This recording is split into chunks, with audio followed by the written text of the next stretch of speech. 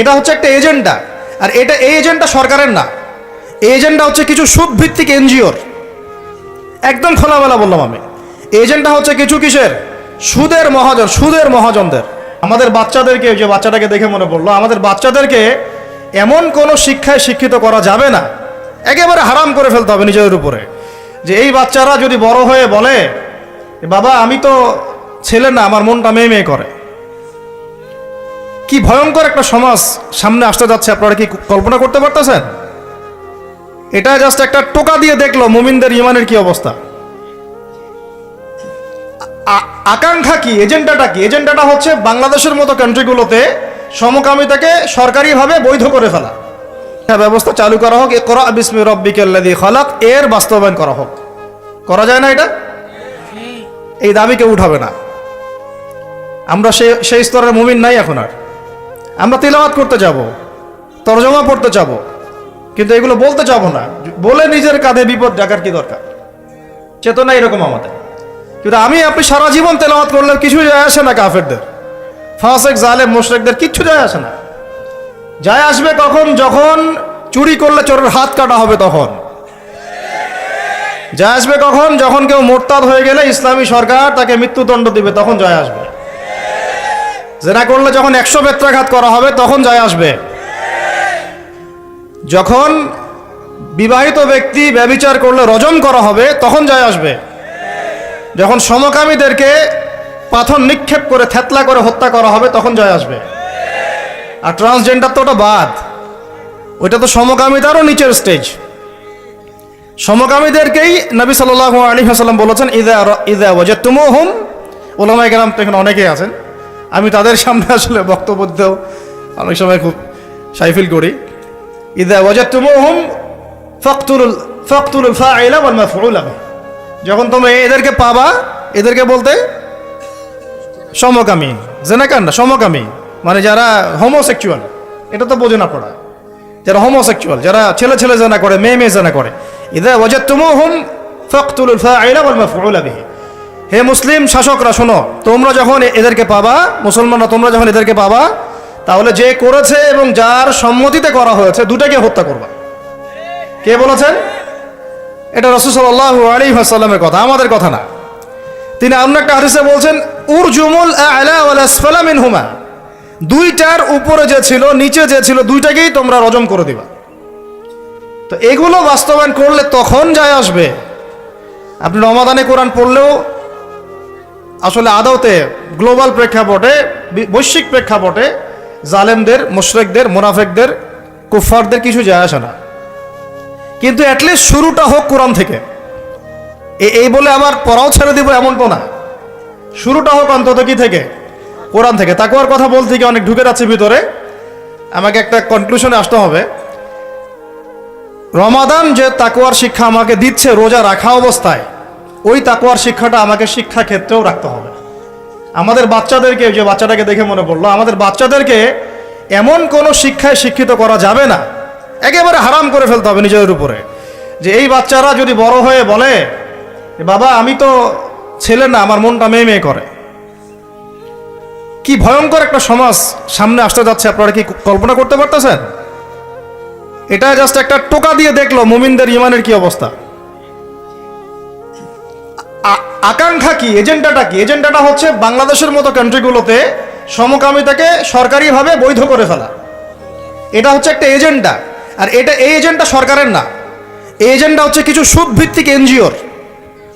একদম খোলামেলা বললাম আমি, এজেন্ডা হচ্ছে কিছু কিসের, সুদের মহাজনদের। এই কিতাবে আল্লাহ রাব্বুল আলামিন বলেছেন, যে ব্যক্তি সুদ খায় আর যে সুদ ছাড়ে না, সে যেন আল্লাহ এবং তার রাসূলের সাথে যুদ্ধ করছে। নাউযুবিল্লাহ। হাদিসের মধ্যে নবীজি বলছেন, যে ব্যক্তি 1 দিরহাম সুদ খাবে, সে যেন 36 বার জেনা করলো। আর একবার জেনা করলে, এই কিতাবের মধ্যে আছে সূরা নূরের 2-3 নম্বর আয়াতে, 100টা লাঠি, 100 লাঠ বেত্রাঘাত। 1 বছরের নির্বাসন একবার করলে কি?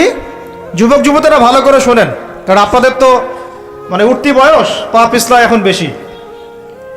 আল্লাহ রাব্বুল আলামিন এই কিতাবে বলেছেন সূরা নূরের মধ্যে, চোখ তো এমনি নিচু করো, তারপরেও যদি কেউ করে ফেলে, নাউযুবিল্লাহ, 100 বেত্রাঘাত জনসমক্ষে এবং 1 বছরের জন্য এই এলাকা থেকে বের করে দেওয়া। একবার করলে, কয়বার ভাই? আর নবীজি বলছেন যে 1 দিরহাম সুদ যে খায় সে 36 বার জিনা করলো।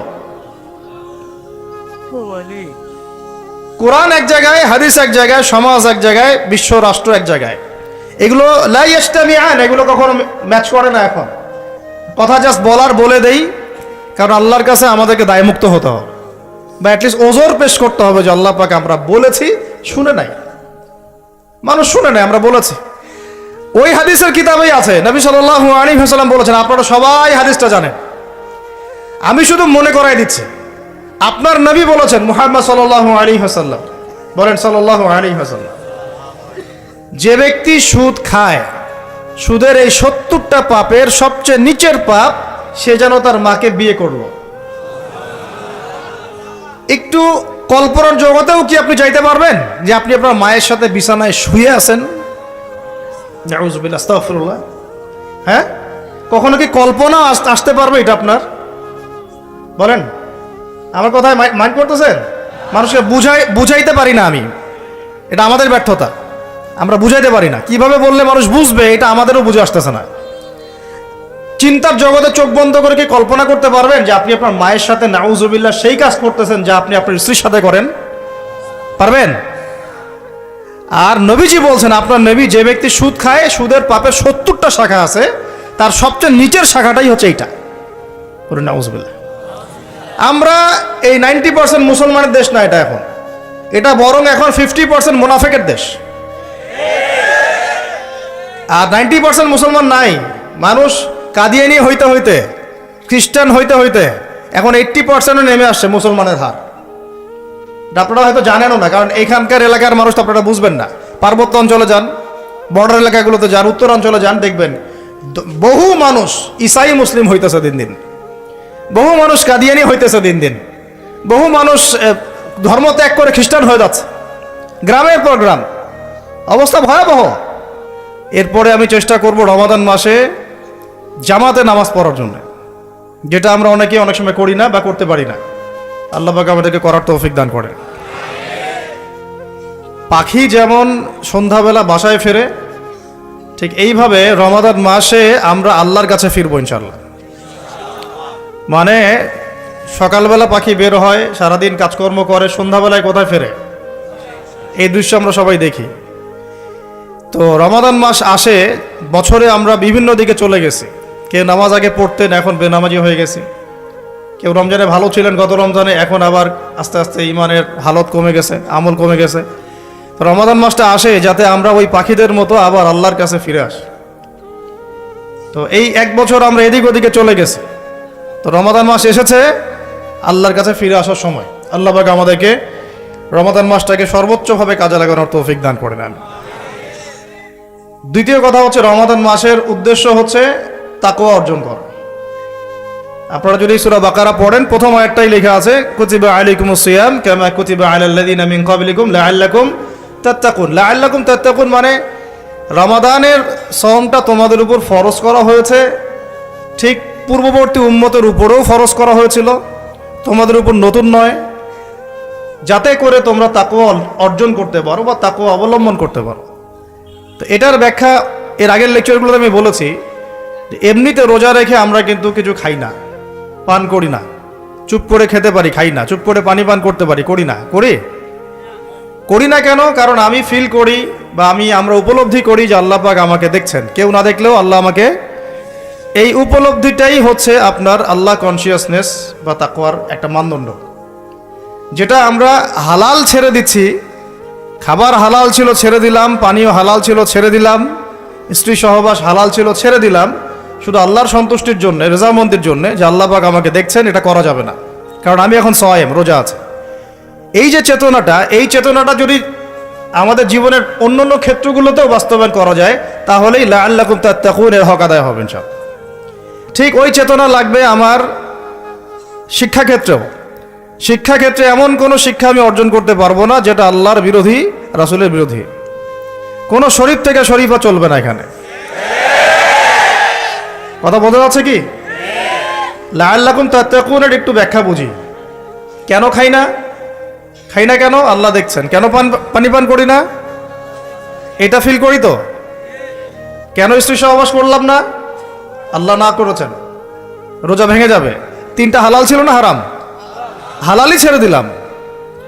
তাহলে ওই চেতনাটা আমার দরকার। শিক্ষাক্ষেত্রে যখন আমি জ্ঞান অর্জন করব, এমন কোনো জ্ঞান অর্জন করা যাবে না যেই জ্ঞান আমাকে আল্লাহ এবং তার রাসূল থেকে দূরে সরাই দিবে। প্রথম যে ওহীটা আসছে জ্ঞান কেন্দ্রিক, ইকরা বিসমি রাব্বিকাল্লাযী খালাক, আমরা শুধু এখান থেকে একটা মেসেজ নেই যে ইকরা মানে আল্লাহ পাক পড়তে বলেছেন। আসলে পুরো আয়াতটা আগে বুঝেন। আল্লাহ পাক তার নবীকে বলছেন ইকরা বিসমি রাব্বিকাল্লাযী খালাক, ইকরা আপনি পড়ুন, বিসমি নামে, রব্বিকা আপনার রবের, আল্লাযী খালাক যিনি সৃষ্টি করেছেন। ইকরা বিসমি রাব্বিকাল্লাযী খালাক, পড়ুন আপনার সেই রবের নামে যিনি আপনাকে, আবার বলেন, পড়ুন আপনার সেই রবের নামে যিনি আপনাকে। তাহলে যেই জ্ঞান আমাদেরকে আল্লাহর দিকে নিয়ে যায়, স্রষ্টার দিকে নিয়ে যায়, সৃষ্টিকর্তার দিকে নিয়ে যায়, সেটাই হচ্ছে জ্ঞান, ওটাই হলো শিক্ষা। আর যে জ্ঞান আমাকে আল্লাহ থেকে দূরে সরায়, আমাকে এইটা শিখায় যে আমি বাইরে ছেলে ভিতরে মেয়ে মেয়ে লাগে, তাহলে এইগুলো জ্ঞান নয়, এগুলোকে বলা হয় জাহেলিয়া। কি বলা হয়? যেই জ্ঞান আমাকে সুদ খেতে শেখায় এটা জ্ঞান না। যেই জ্ঞান আমাকে ধর্ষণে সেঞ্চুরি করতে শেখায় এটা জ্ঞান না। যেই জ্ঞান আমাকে বিশ্ববিদ্যালয়ে হকি স্টিক নিয়ে মারামারি করতে শেখায় এটা জ্ঞান না। যেই জ্ঞান আমাকে তাগুতের বিধান দ্বারা দেশ চালানোর জ্ঞান শেখায় এটা জ্ঞান না। এগুলোকে বলা হয় এক বাক্যে জাহেলিয়া। কি বলা হয়? এটাই ছিল আবু জেহেলের যুগের সুন্নত। আবু জেহেলের যুগে এগুলোই চলতো। আবু জেহেলের যুগ মানে হচ্ছে ওই আইয়ামে জাহেলিয়াত। আপনারা গালি দেন অনেকেই, এটা বর্বর জাহেলি যুগ ছিল। কিন্তু কেন আমরা জাহেলি যুগ বলি? কারণ ওই যুগেও শিরকের ছড়াছড়ি ছিল, যেটা এই যুগে আছে।